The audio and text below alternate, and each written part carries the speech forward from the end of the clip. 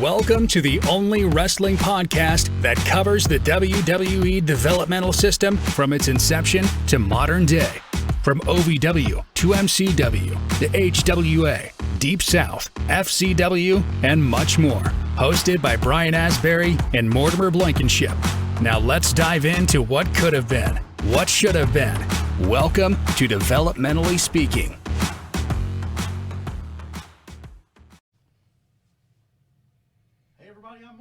I'm Brian. And on today's episode of Developmentally Speaking, we have a special guest. Ladies and gentlemen, this is Ed from the Squared Circle Expo. Ed, how you doing? I'm doing all right, brother. How about yourself? Well, can't complain. If we did, nobody listen, right? Yeah. So Squared Circle Expo, I'm super excited about it. One, because, it looks like it's going to be awesome. And two, I've never been to any type of wrestling convention in my life. And I've been a wrestling fan / independent professional wrestling manager for years. So I'm totally looking forward to it. Brian told me all about it. Back when he first started talking, I'm like, yeah, let's do this. It sounds great. So, Brian, go ahead. I went to the first one last year. I had a lot of fun. It offered a lot of different variety of stuff. Like most normal cons you'll go to, there'll be like 4 or 5 people, and then it's just filtered out. But last year's show was amazing. Like, it had top-tier talent all around. All the vendors were, excellent, everything. It was just a breath of fresh air and a good thing to bring to Indianapolis because it's never had anything like that before. Well, yeah, that was kind of the original plan when this all started. Me and my partner, we had actually started in the horror realm. Mm-hmm. We had a horror convention for many years. That horror convention went to a different party. So we kind of sat around for a year or so doing nothing. And myself, I started in the pro wrestling business in, 2001-ish, somewhere in there. And, idle hands are the devil's playground. So it was just a matter of, we got to do something. I don't know what we're going to do, but let's do something. And I started to look around and I said, well, wrestling conventions, they're generally either New York, New Jersey, like that New England-y area. Yeah. California. They're starting to pop up in Florida or wherever WrestleMania is. Mm-hmm. There was never really a wrestling convention in the Midwest. So when we started to look around and, kind of compare things, what's everybody else doing? What can we do differently? Yada, yada, yada. We settled on we were going to do Squared Circle Expo in Indianapolis, Indiana, which is like the middle of the world. You know what I mean? So it's perfect for the Midwest. And like I said, I went to the last one, and it was packed all day. The whole event was just packed, nonstop. Everybody had a good time. It was just an amazing experience for me to be able to see something like that so close. Because Indianapolis, besides like the horror cons you guys did in the past, didn't really get anything for a long, long time. Besides Gen Con. Yeah, and then but it was in my opinion, it was a huge success last year. Absolutely. Yes. And you know what? It was essentially 2 years in the making. Most people, a lot of people that ended up coming didn't even know that our original date with our original advertising was for April or May of 2020. Mm-hmm. And then, of course, COVID came. And I remember distinctly when things started to shut down, we'd already announced probably, a dozen guests or so. Mm-hmm. We had already probably spent, several thousands of dollars on advertising and, propaganda with this specific date on it. And we just we were like, nah, this will all be done by May. This is no big deal. You know what? Everybody will be fine. And if you will stay home for a couple weeks and everything will be good. Well, we know that wasn't the case. And We all thought that, we though, had to didn't we? push to 2021. But that did give us a new time to advertise. It pretty much changed the whole roster, unfortunately. But it was definitely a labor of love. I'm glad to hear that you had an awesome time. Oh yeah. So much so that you're coming back and that you wanted to have me on your show here. That means the world to us. Yeah, it was just, like I said, I had a really, really good time. So much so that you wanted to become a vendor. I did. I mean, I saw, you don't get to see a lot of, like you said, outside of the New York area or the Florida, like the certain vendor merchandise they'll bring, and it was just amazing to see all the different, like whether it was a comic book or an action figures you've not seen in 20 years, or the paintings. It was just an overall, it was an amazing to be able to see all of that. Well, that was the cool part about that stuff too, is because me and my partner Adolfo, we had spent so much time in the horror industry, doing horror conventions, that we were able to procure vendors that really didn't have anything to do, for the most part, with pro wrestling. Yeah. So that allowed them to come in and kind of be that difference that you wouldn't have seen maybe at another, pro wrestling centric event. Yes. It's kind of crazy you say that, because I went to CreepyCon in Knoxville a few years back with Jacob the Carpetbagger, a good friend of ours, and they had wrestling at CreepyCon. I was like, okay, I'm okay with it, because I immediately went into gimmick as I was standing there. Yeah, like started telling the heels what to do. it was, but yeah, like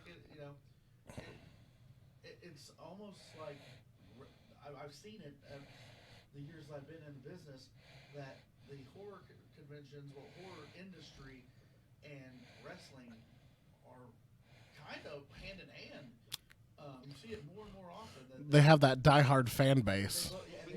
I think you're 100% right, and I think that's why it was such an easy transition for us, because eventually when we were running the horror conventions, we started booking guests like Shawn Michaels and Ric Flair and Roddy Piper and just all these wrestling legends. And when we were talking about doing a pro wrestling convention, we sat around and thought to ourselves, we just said, like, we used to book wrestlers at horror conventions, and they had the longest lines, even more than the horror guests. So I think we were able to definitely learn from that previous experience. And like I said, I started wrestling in the early 2000s with guys like Les Thatcher and Shark Boy and Cody Hawk and all those guys here in Cincinnati. So I basically took the knowledge I got from here, got me a fantastic partner in Adolfo, and we melded it together. And from what you guys are saying, it sounds like it was a great success. Yes. And to further on the point of the horror convention and all that together, the more I think about it, the more I realize, going throughout the years, all of us workers are a bunch of nerds. We've always, I mean, if you think about it, there's one over there, he's a horror nerd. He likes Right. scary stuff. You got the guy over here, he's a Magic the Gathering nerd. You got the guy over there who plays D&D. And what do all these things have in common? They all have conventions for them. Yeah. You know what else I think they have in common? And this was a conversation one time I had with Jerry Lawler. Awesome guy, amazing. I hope to be able to get him at a Squared Circle Expo someday. Great guy. But we had this conversation about the connections between nerddom. This one specifically was about horror and about pro wrestling. And if you think about it, and this is definitely up for a matter of opinion. It's definitely subjective. But if I asked you the question, what decade do you think was the best decade for horror movies? What would your answer be? 80s? It would be 80s. My immediate answer was the 80s, Yeah. right? But then you take that and then you ask yourself a question.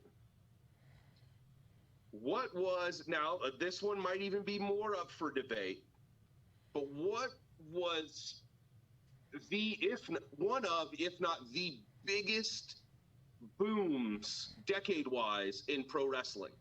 I mean, the 80s is when it was put on the map, really. But 90s, Exactly. yeah. So you had these two forms of nerddom going together because the same people that were watching Nightmare on Elm Street or Friday the 13th, they were also watching Hulk Hogan and Macho Man Randy Savage. And they were also So sitting I think around the table that's playing why D&D. those two things mesh so well. Yeah. So perfect. Yeah, absolutely. For sure. I had another thing I was right on the. Another thing that I'm super excited about that we get to use this platform for is, and I don't know if it's been announced yet, but if it hasn't been, it's going to be right here. We get to bring our hero, Yeah. Rip Rogers, along with us.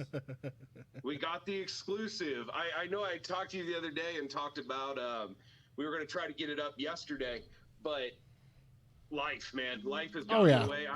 We have run into more crazy things in this past week revolving around Squared Circle Expo that things get missed. But yes, Rip Rogers, the hustler himself, exclusive, right here on Developmentally Speaking, will be in the house at Squared Circle Expo 2.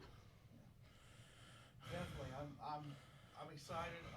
He's going to bring his book along, probably sign some autographs. Just have a good time talking to people. I'm going to try to get him to watch the 4-letter words. That's a tough one. If you ever got a chance to look up his T-shirts, there's one T-shirt that's nothing but cuss words. True story. But yeah, so thank you for that, for giving us an opportunity to bring him along, because I know he's going to have a great time for sure. Squared Circle said... Absolutely. And having a great time's really what it's all about. The other thing that we did when we thought about just even starting Squared Circle Expo, because even though this is only our second show, this is 4 years of development, 5 if you count the year that we took off for COVID. You know what I mean? Yeah. The thing was I started to look at other wrestling conventions, and I just saw that so many of them were, all right, you show up to the building, there's a guy sitting at a table, I'm going to give him my money, he's going to give me an autograph, and then I go to the next guy. And then I go to the next guy. And then I go to the next guy. And, while it is always awesome to meet, these superstars, me personally, I want to have fun at an event. Yes. Right? So that's why we offer the Q&As. That's why we offer so many other things that don't even cost extra money. That's right? awesome. Like, the only thing that costs extra money is to get into that show. But if you've already bought your VIP or your main event tickets, you're automatically guaranteed a spot. So we wanted to make it as fan-friendly as humanly possible. And from what I can hear here, it sounds like we succeeded in that. Oh yeah, all those Q&As. I mean, those rooms were packed, and a lot of for people. This is probably the only time that they'll be able to meet their heroes or their people they grew up watching, and it means a lot to a lot of people because the wrestling fan base is such a diehard fan base that this whole expo it means a lot to a lot of people, and that's always a positive thing, so that you get all those passionate people under one roof. Nice. And the wrestling community will talk, and whether those lines are long or not, they've always got stuff to debate, to talk, and it just flies by. You know what I mean? The passion is driven deep because every person I know, even if they don't watch wrestling, guess what? They had a grandma that used to throw her shoe at the TV because of that guy. Everybody talks about, well, grandma used to get so mad at it, all that fake stuff, but she loved it, and that's because I think it's like, for me, it's in my blood. Like, my dad was a Dick the Bruiser fan through. To this day, still is. And, my grandpa was. And it's just, I was raised. I remember seeing a video of me when I was a kid at Thanksgiving. And I'm walking through with a big old piece of turkey. And I hear my dad and my uncle talk about who's going to win, Big Boss Man? And I don't remember who it was, but, they were talking about Survivor Series. I'm doing. And it's just, that's me 3 years old, just wrestling all around. So that's why you can stand in line and just talk about it. Oh yeah. Because and the lines don't matter because you're having a good time. And yeah, there when it comes to those things, there's always going to be lines, but I think we've booked enough people that people want to see that it can hopefully cut down on waiting on any long lines. You know what I mean? I will say, you guys did say year 2 was bigger, and you certainly have done that. With all these announcements, I've seen the interaction online, and everybody's loved everything that you've announced, and they've shared it, and they've liked it, and commented. I mean, year 2 is bigger, and that's more exciting. Go big or go home, right? Oh, yeah. I think one of the things that stood out to me last year, I was waiting in line, and there was a guy that had a car hood behind me. And he had a Kane. It was Kane's race car hood. Yeah, and he brought that up there to get it signed. I remember seeing that guy walking around. Just carried it the whole time. Full-size car hood? Yeah, it was the one they did the race cars. Car hood. What? He had handles. He had handles put on it, just walking around the convention. All right. Yeah. No big deal. No big deal. So, like, how do you get through security on that, sir? Do you have any weapons? No, I don't have a giant piece of metal here. No, we're good. Oh, that's great. So, you talk about the wrestling show that you're putting on that the night. Is it the evening? It's going to be Saturday night. Okay. Have you announced any of the matches yet for it, or? We have not. So as you guys know, if you guys are in the wrestling business, which it sounds like you are,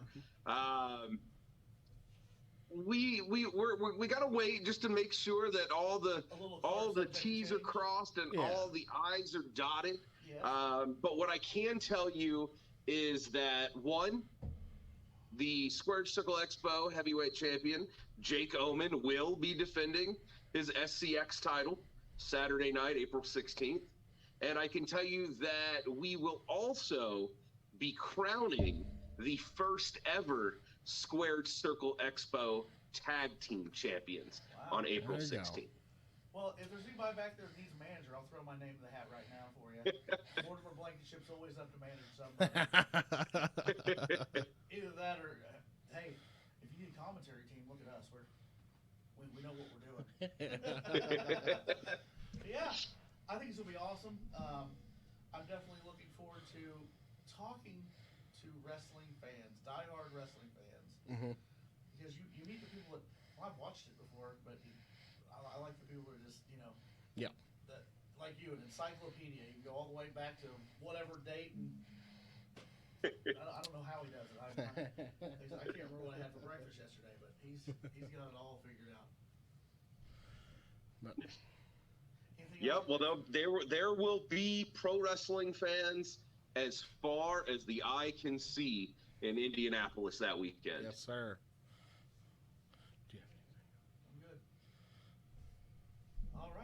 Well, is there anything else you'd like to add before we get off here?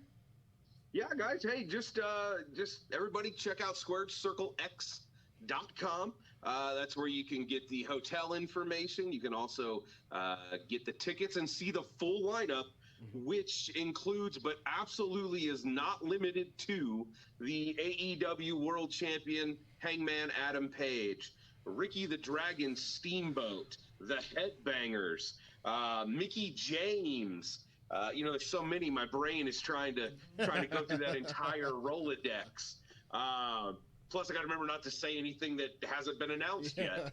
But wrestling superstars from yesterday, today, tomorrow, we will have over 40 guests that will be there to meet, sign autographs. Some will wrestle. Matt Cardona, the former Zack Ryder, the most professional wrestler, Brian Myers, almost the entire major wrestling figure podcast crew, the current TNT champion Sammy Guevara, and so much more.